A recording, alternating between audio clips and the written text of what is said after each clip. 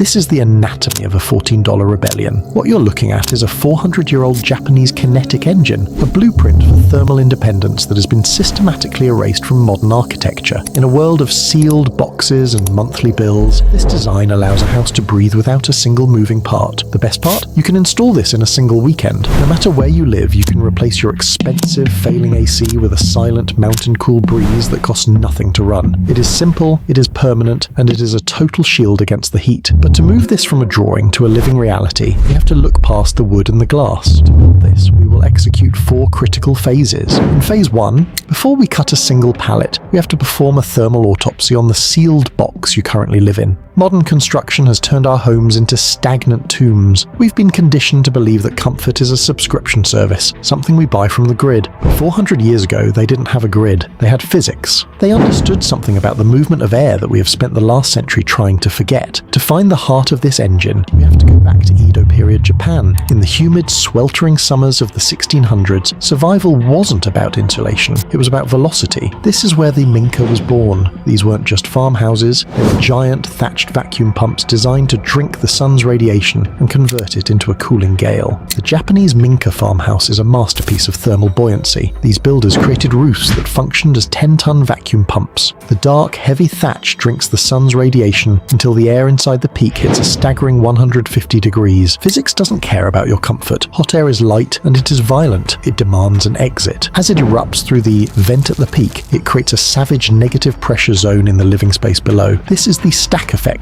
It is the exact same principle that keeps a 500-foot industrial chimney pulling toxic smoke. But here, it's being weaponized to cool a bedroom. This is the loop that decides if your house is a sanctuary or an oven. The hotter the roof gets, the faster the air moves. The problem is the solution. But understand this, if your geometry is flawed, the vacuum strangles itself. High velocity hates high friction. Most DIY attempts fail because they understand the suction, but they ignore the resistance. They try to pull a mountain breeze through a house that is pinched shut like a dying airway. There is a specific frictionless flow layout, a secret perfected in a nuclear fusion lab by physicist Richard Post, that makes this system 90% more effective. But you have to find the clogged arteries of your home first. The $210 billion air conditioning industry thrives on your domestic illiteracy. They need you to be a user of their failing machines, not a builder of your own atmosphere. They've lobbied for building codes that ignore the raw horsepower of the sun because no government can tax a breeze. We are moving directly into the assembly of the suction chamber, the 6-foot engine block that will become the heartbeat of your home. You're about to see the scrap sealant trick that solves the intake paradox, and the earth-linked loop that mines 70-degree air from the soil. But first, we have to look at the engine block itself. The blueprint for your independence starts with a mechanical autopsy of the house itself. Most modern homes are built to be airtight tombs, plastic-wrapped boxes that trap heat like a greenhouse. To transform a stagnant structure into a breathing organism, you must first build the suction chamber. This is the engine block of the entire system. Now we in phase 2, the suction chamber. You don't need a factory in China or a chemical laboratory to build this. You need a vertical shaft, roughly 6 to 8 feet tall, and $14 worth of salvaged scrap. In a standard HVAC system, a $5,000 compressor uses electricity to force air through a vent. In a Japanese kinetic engine, we use height as our air horsepower. This chimney is a solar collector. You build it out of discarded plywood or old shipping pallets. The material is irrelevant. The geometry is everything. The interior of this shaft must be jet black.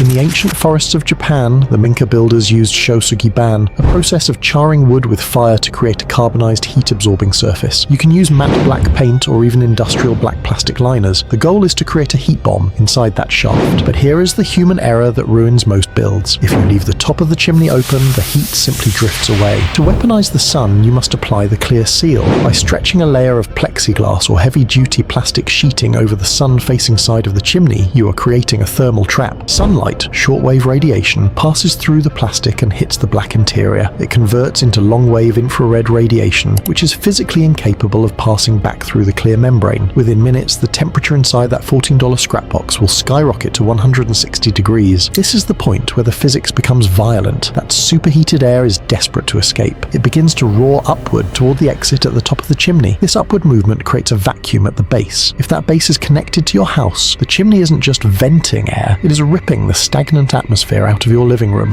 Don't be fooled by the simplicity. This engine has a velocity peak, a specific window of the day where the suction becomes so intense it can actually create a pressure differential strong enough to rattle your windows. If you haven't engineered the intake correctly, the vacuum will look for the path of least resistance. It will suck dirty air from your crawl space or hot fumes from your garage. This leads us to the most dangerous part of the build, the intake paradox. If your chimney is exhaling 100 cubic feet of air per minute, your house must inhale the exact same amount. If your windows are open on the sunny side, you're just sucking the 100-degree heat wave directly into your home. You've built a high-speed heater, not an AC. To solve this, we have to look at the frictionless flow secret from the nuclear fusion labs. We have to identify the clogged arteries of your home, the hallway corners and door frames that are strangling the breeze before it can reach you. Let's move into phase 3, the frictionless path. This is where we reconfigure the interior of your home to turn a weak draft into a 15-mile-per-hour gale. But before we move a single piece of furniture, you need to see the scrap sealant trick, the $2 solution that ensures your vacuum doesn't leak. To understand why your house is currently suffocating, you have to look at the research of Richard F. Post. Post wasn't a home builder. He was a physicist at Lawrence Livermore National Laboratory, a man who spent his life mastering the movement of particles in nuclear fusion reactors. He applied that same high-stakes logic to the solar chimney and discovered a devastating flaw in modern architecture. He realized that every 90-degree corner, every narrow hallway,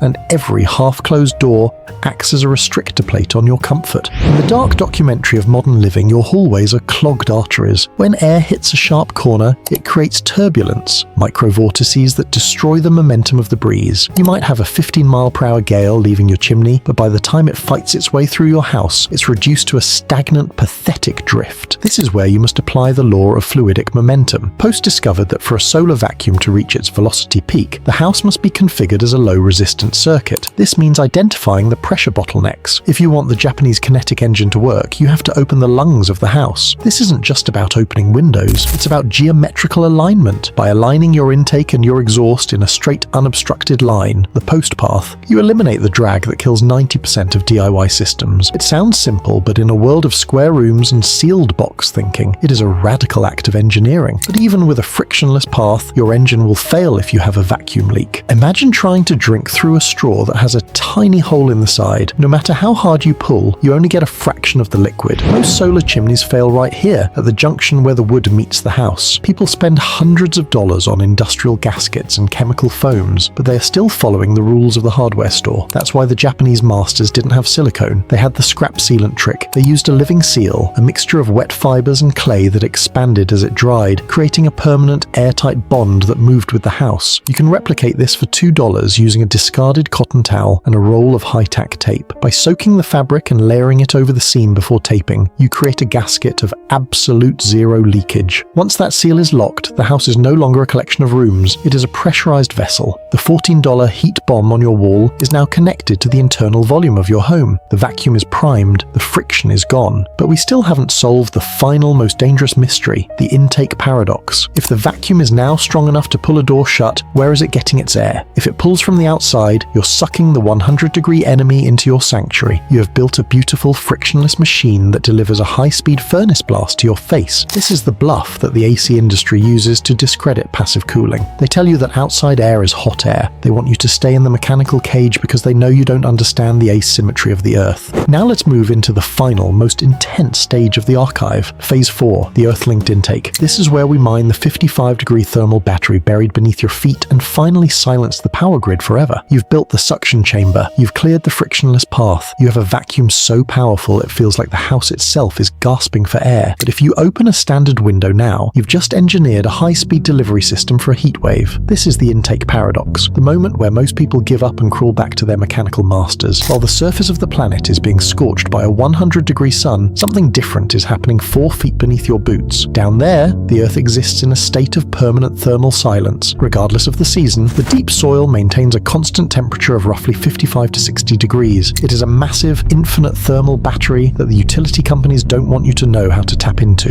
In a standard AC system, you pay a company to use electricity to strip the heat out of the air. In the Japanese Minka system, we don't strip the heat, we simply replace the air. To execute this, you must install the earth tube loop. You aren't building a vent, you are building a heat exchanger. By burying a run of 4-inch drainage pipe, salvaged or bought for pennies, 6 feet underground and at least 30 feet long, you create a subterranean lung. As the $14 heat bomb on your wall creates that savage vacuum, it forces the house to inhale through this buried pipe. The hot, 100-degree air enters the tube, but as it travels through the cool earth, the laws of asymmetry take over. The earth drinks the heat from the air. By the time that breeze reaches your living room, it has been transformed into a 70-degree mountain draft. This is the velocity peak, when the sun is at its most violent, at 2 p.m. when the grid is most stressed and your neighbor's AC units are screaming toward a breakdown. Your system is at its most powerful. The hotter the sun, the faster the vacuum. The faster the vacuum, the more cold air is mined from the earth. The sun is literally paying you to stay cool. But here is the final, darkest truth of this documentary. The technology you've just seen isn't experimental. It isn't new age. It is the ancient baseline of human survival that was systematically erased from your education. The $210 billion